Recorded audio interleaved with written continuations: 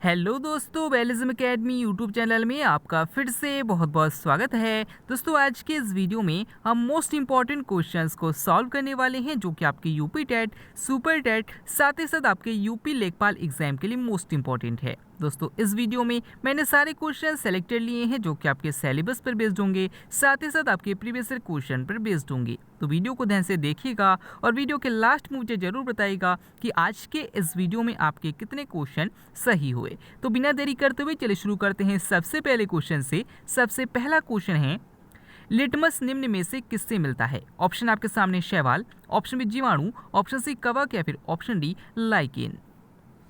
इसका सही आंसर हो जाएगा ऑप्शन डी लाइकेन। दोस्तों, याद रखिएगा कि जो लिटमस पेपर होता है ये लाइकेन से प्राप्त किया जाता है। अगर आपसे पूछा जाता है कि लाइकेन किनके बीच सहजीवी संबंध होता है तो याद रखिएगा शैवाल और कवक के बीच सहजीवी संबंध जो होता है वो लाइकेन होता है। अगर आपसे पूछा जाता है कि वायु प्रदूषण संकेतक किसे कहा जाता है तो याद रखिएगा लाइकेन को ही कहा जाता है।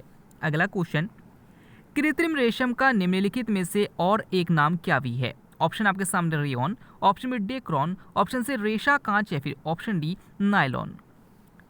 इसका सही आंसर हो जाएगा ऑप्शन ए रेयॉन। दोस्तों, याद रखिएगा कि जो रेयॉन होता है इसको कृत्रिम रेशा भी कहा जाता है। अगला क्वेश्चन, हंसाने वाली गैस का रासायनिक नाम क्या है? ऑप्शन आपके सामने NO, option b N2O3, option c N2O या फिर ऑप्शन डी N2O5। इसका सही आंसर हो जाएगा ऑप्शन सी N2O। दोस्तों, याद रखिए कि हंसाने वाली गैस नाइट्रस ऑक्साइड को कहा जाता है जिसका जो फॉर्मूला होता है वो N2O होता है।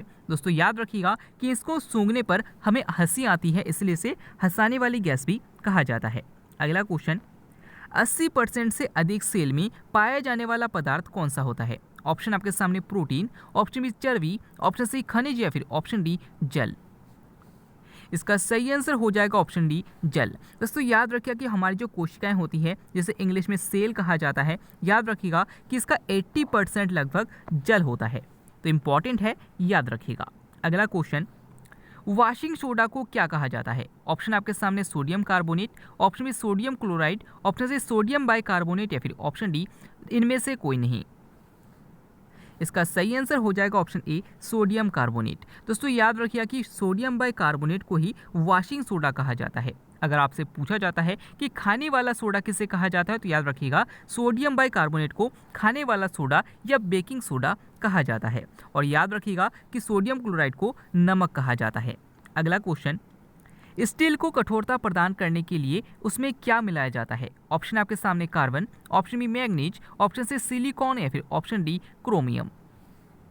इसका सही आंसर हो जाएगा ऑप्शन ए कार्बन। दोस्तों, याद रखिएगा कि स्टील को और ज़्यादा कठोर बनाने के लिए उसमें कार्बन को मिलाया जाता है। अगला क्वेश्चन, विश्व का प्रथम इलेक्ट्रॉनिक डिजिटल कंप्यूटर कौन सा है? ऑप्शन आपके सामने ENIAC, option b Siddharth, option c Param या फिर ऑप्शन डी डीप। इसका सही आंसर हो जाएगा ऑप्शन ए ENIAC। दोस्तों, याद रखिएगा कि विश्व का पहला इलेक्ट्रॉनिक डिजिटल कंप्यूटर जो है वो ENIAC है। अगर आपसे पूछा जाता है कि भारत का पहला सुपर कंप्यूटर कौन सा है तो याद रखिएगा परम है। और अगर आपसे पूछा जाता है कि भारत का पहला कंप्यूटर कौन सा है तो याद रखिएगा कि भारत में निर्मित प्रथम कंप्यूटर का नाम सिद्धार्थ है। अगला क्वेश्चन, लॉ ऑफ फ्लोटिंग सिद्धांत की खोज किसने की थी? ऑप्शन आपके सामने Newton, option b Wright brothers, option c Galileo या फिर ऑप्शन डी आर्किमिडीज। इसका सही आंसर हो जाएगा ऑप्शन डी आर्किमिडीज। दोस्तों, याद रखिए कि लॉ ऑफ फ्लोटिंग यानी कि तैरने का नियम या फिर जिसे हम उत्प्लावकता का नियम भी कहते हैं, इसको आर्किमिडीज के द्वारा दिया गया था। अगला क्वेश्चन, नेक्स्ट क्वेश्चन है, रंगीन टीवी के पर्दे पर विभिन्न रंग किन प्रकाश रंगों के मिश्रण से प्रदर्शित होते हैं? यानी कि जो आप टीवी देखते हैं उनमें किन 3 रंगों के मिलने से सारे कलर बनते हैं? तो इसका सही आंसर हो जाएगा ऑप्शन सी लाल, हरा और नीला। दोस्तों, याद रखिएगा कि जो RGB यानी कि रेड, ग्रीन और ब्लू जो रंग होता है इन तीनों रंगों के मिलने से सारे कलर बनते हैं। और याद रखिएगा कि इन्हीं 3 कलर को प्राथमिक रंग भी कहा जाता है। अगला क्वेश्चन, कौन सी नदी मकर रेखा को 2 बार काटती है? ऑप्शन आपके सामने मर्रे डार्लिंग, ऑप्शन बी होंगहो नदी, ऑप्शन सी लिम्पोपो नदी या फिर ऑप्शन डी माही नदी। इसका सही आंसर हो जाएगा ऑप्शन सी, लिम्पोपो नदी। दोस्तों अब जो पृथ्वी देखते हैं, पृथ्वी के 23.5 डिग्री उत्तरी अक्षांश रेखा को कर्क रेखा कहा जाता है, 0 डिग्री अक्षांश रेखा को भूमध्य रेखा कहा जाता है और 23.5 डिग्री दक्षिणी अक्षांश रेखा को मकर रेखा कहा जाता है। याद रखिएगा कि भारत की माही नदी जो होती है वो कर्क रेखा को 2 बार काटती है। अफ्रीका की जो कांगो या फिर जिसे हम जायरे नदी कहते हैं ये भूमध्य रेखा को 2 बार काटती है और अफ्रीका की जो लिम्पोपो नदी है ये मकर रेखा को 2 बार काटती है। तो ये तीनों क्वेश्चन बार बार पूछे जाते हैं, याद रखिएगा। अगला क्वेश्चन, सबसे उत्तम कोयला कौन सा है? ऑप्शन आपके सामने bituminous, option b lignite, option c peat या फिर ऑप्शन डी एंथ्रासाइट। इसका सही आंसर हो जाएगा ऑप्शन डी, एंथ्रासाइट। दोस्तों याद रखिए कि सबसे उच्च कोटि का जो कोयला होता है वो एंथ्रासाइट कोयला होता है। और अगर आपसे पूछा जाता है कि सबसे निम्न कोटि का कोयला कौन सा होता है तो याद रखिएगा पीट कोयला होता है। अगर आपसे पूछा जाता है कि भूरा कोयला किसे कहा जाता है तो याद रखिएगा कि लिग्नाइट को भूरा कोयला कहा जाता है। अगला क्वेश्चन, ब्लड कैंसर को आमतौर पर क्या कहा जाता है? ऑप्शन आपके सामने leucoderma, option B leucopenia, option C leukaemia या फिर ऑप्शन डी इनमें से कोई नहीं। इसका सही आंसर हो जाएगा ऑप्शन सी, ल्यूकेमिया। दोस्तों याद रखिएगा कि जब हमारी बॉडी में डब्ल्यूबीसी की मात्रा जब कम हो जाती है तो उसे ल्यूकेपेनिया कहा जाता है और जब डब्ल्यूबीसी की मात्रा बढ़ जाती है तो उसे ल्यूकेमिया कहा जाता है और इसको साधारण तौर पर ब्लड कैंसर भी कहा जाता है। तो याद रखिएगा, इंपॉर्टेंट है। अगला क्वेश्चन, उत्परिवर्तन का सिद्धांत किसने दिया था? ऑप्शन आपके सामने Mendel, option b Charles Darwin, option c Lamarck या फिर option d Hugo de Vries. इसका सही आंसर हो जाएगा option d, Hugo de Vries. दोस्तों याद रखिएगा कि उत्परिवर्तन का सिद्धांत ह्यूगो डी व्रीज ने दिया था, योग्यतम की उत्तरजीविता का सिद्धांत चार्ल्स डार्विन ने दिया था और याद रखिएगा कि उपार्जित लक्षणों की वंशागति का सिद्धांत लैमार्क ने दिया था। तो इंपॉर्टेंट है, याद रखिएगा। अगला क्वेश्चन, इमारतों का कुष्ठ रोग किसे कहा जाता है? ऑप्शन आपके सामने global warming, option b ozone क्षरण, ऑप्शन सी अम्लीय वर्षा या फिर ऑप्शन डी इनमें से कोई नहीं। इसका सही आंसर हो जाएगा ऑप्शन सी, अम्लीय वर्षा। दोस्तों याद रखिए कि अम्लीय वर्षा को इमारतों का कुष्ठ रोग कहा जाता है। अगर आपसे पूछा जाता है कि कितने पीएच मान से कम पीएच मान की वर्षा होने पर उसे हम अम्लीय वर्षा कहते हैं तो याद रखिएगा कि अगर 5.6 पीएच मान से कम पीएच मान की वर्षा होती है तो उसे अम्लीय वर्षा कहा जाता है। अगर आपसे पूछा जाता है कि अम्लीय वर्षा में सबसे हानिकारक गैस कौन सी है तो याद रखिएगा सल्फर डाइऑक्साइड है। अगला क्वेश्चन, जानवरों की गुजुगाली से कौन सी गैस निकलती है? ऑप्शन आपके सामने nitrogen, option b methane, option c hydrogen या फिर ऑप्शन डी ब्यूटेन। इसका सही आंसर हो जाएगा ऑप्शन बी, मीथेन। दोस्तों याद रखिएगा कि जो गोबर गैस संयंत्र होते हैं वहां से भी मीथेन गैस निकलती है, धान के खेत से भी मीथेन गैस निकलती है और जानवरों के जुगाली से भी मीथेन गैस निकलती है। यानी कि जो जानवर बैठे रहते हैं और अपने मुंह को लगातार चलाते रहते हैं इसी को जुगाली कहा जाता है और इससे मीथेन गैस निकलती है। अगला क्वेश्चन, काकोरी कांड के नायक कौन थे? ऑप्शन आपके सामने Bhagat Singh, option B Ram Prasad Bismil, option C Chandrashekhar Azad या फिर ऑप्शन डी इनमें से कोई नहीं। इसका सही आंसर हो जाएगा ऑप्शन बी, राम प्रसाद बिस्मिल। दोस्तों याद रखिए कि काकोरी कांड की घटना 1925 में हुई थी और इसके जो प्रमुख नायक थे वो राम प्रसाद बिस्मिल थे। अगला क्वेश्चन, नेक्स्ट क्वेश्चन है, इनमें से कौन सा सुमेलित नहीं है? ऑप्शन आपके सामने है गीता रहस्य बाल Gangadhar Tilak, option B Gulamgiri Mahatma Jyotiba Phule, option C Wings of Fire APJ Abdul Kalam या फिर option D Unhappy India Jawaharlal Nehru.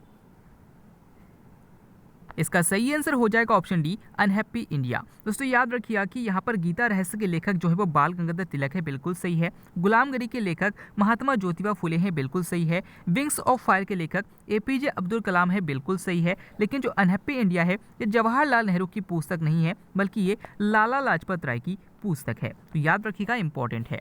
अगला क्वेश्चन, कौन सा विटामिन प्रतिरक्षा प्रदान करता है? ऑप्शन आपके सामने vitamin C, option B vitamin B, option C vitamin D या फिर ऑप्शन डी विटामिन ए।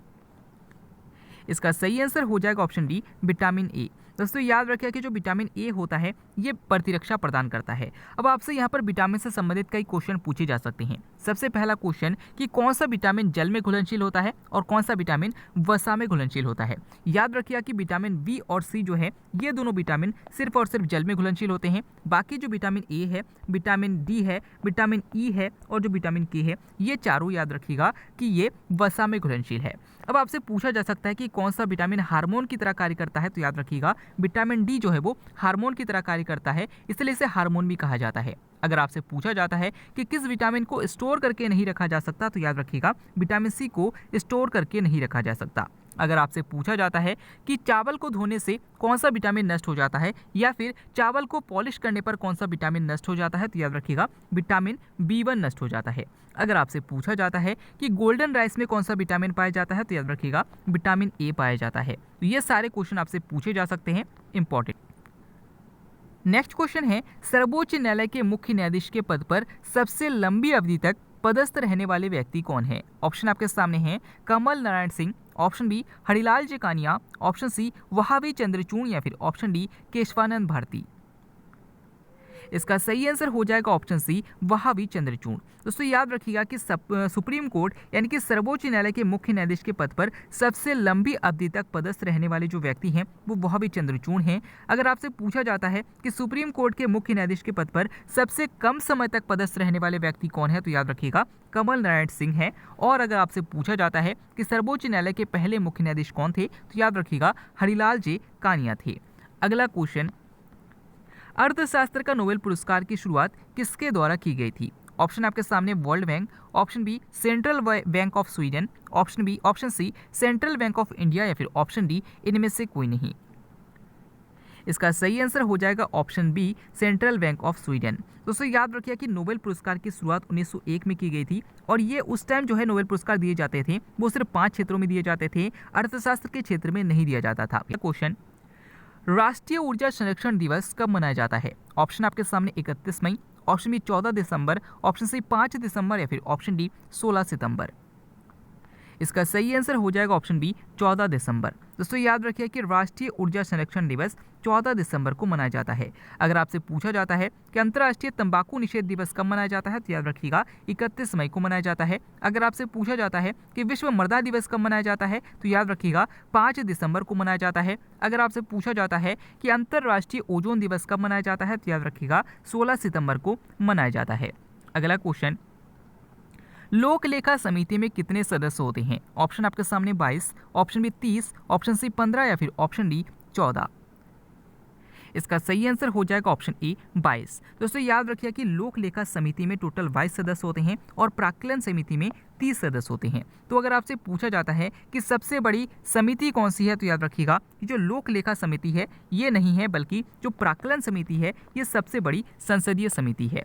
अगला क्वेश्चन, श्वेत महाद्वीप किसे कहा जाता है? ऑप्शन आपके सामने Asia, option B Australia, option C Africa या फिर ऑप्शन डी अंटार्कटिका। इसका सही आंसर हो जाएगा ऑप्शन डी अंटार्कटिका। दोस्तों याद रखिए कि अंटार्कटिका महाद्वीप जो है इसे श्वेत महाद्वीप भी कहा जाता है क्योंकि ये बर्फ से ढका रहता है। अगर आपसे पूछा जाता है कि सबसे बड़ा महाद्वीप कौन सा है, तो याद रखिएगा एशिया महाद्वीप जो है वो सबसे बड़ा महाद्वीप है और इसी को महाद्वीपों का महाद्वीप कहा जाता है और सभ्यताओं का पालना भी कहा जाता है। अगर आपसे पूछा जाता है कि पैसिफिक भूमि का देश किस महाद्वीप को कहा जाता है, तो याद रखिएगा ऑस्ट्रेलिया को कहा जाता है। और अगर आपसे पूछा जाता है कि अंध महाद्वीप किससे कहा जाता है, तो याद रखिएगा अफ्रीका को अंध महाद्वीप कहा जाता है। अगला क्वेश्चन, अग्निद्वीप किसे कहा जाता है? ऑप्शन आपके सामने Iceland, option B Indonesia, option C Ireland या फिर ऑप्शन डी ग्रीनलैंड। इसका सही आंसर हो जाएगा ऑप्शन ए आइसलैंड। दोस्तों याद रखिए कि जो आइसलैंड है इसी को अग्निद्वीप भी कहा जाता है। अगर आपसे पूछा जाता है कि सबसे बड़ा द्वीप कौन सा है, तो याद रखिएगा ग्रीनलैंड है। और अगर आपसे पूछा जाता है कि सबसे बड़ा द्वीप समूह कौन सा है, तो याद रखिएगा इंडोनेशिया है।